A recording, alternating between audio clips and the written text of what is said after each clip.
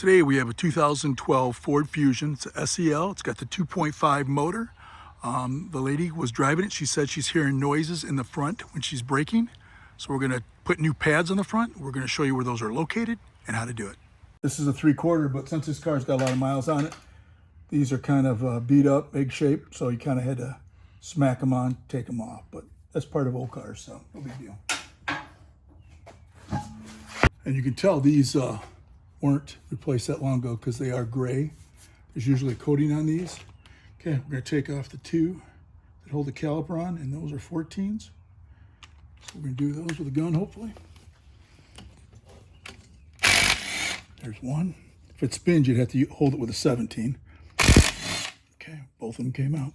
Take this off like that, put it off to the side. And you can tell they're not that old, but the problem is when they put it together, they didn't do it correctly.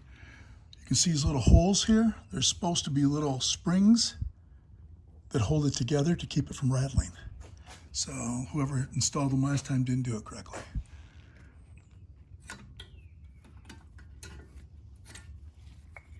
Pads aren't that bad, but since we got the new ones and they come with the hardware, we're just gonna use the new ones. We're gonna push this back gently, look for any leaks or anything, but like I said, it looks like somebody might even put a new caliper on this thing, but they just didn't do it correctly.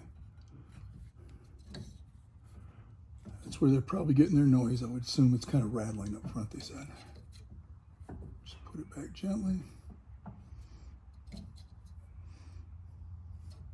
When it goes flush like that,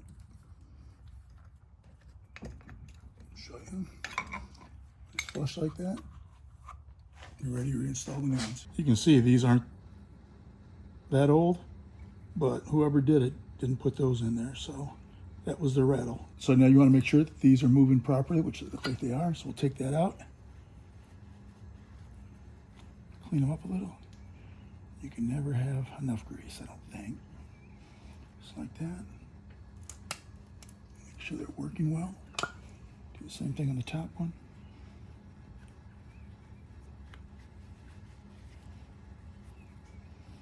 Yeah, it looks like all these parts were newer, so whoever did that forgot to put a couple parts in there.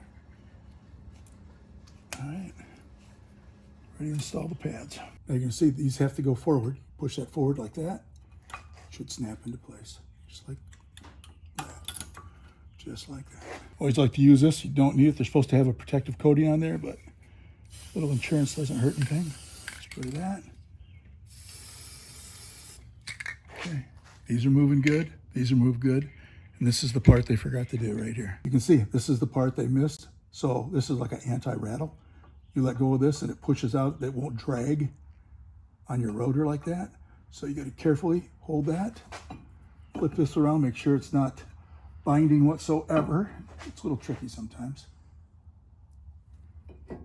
Like, get it right here, there we go. Like this.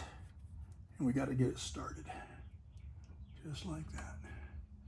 And be able to push it into place. We just get our 14 started. If it spins like that, you'll have to put a skinny 17 on the back, but I'm going to hit it with a gun and then double check it. So, give me a little snap on here. And I'll double check it by hand. Tight. Tight. The line's not kinked whatsoever. We install the tire, put the lug nuts on, of course. When it hits the ground, we will torque that to spec.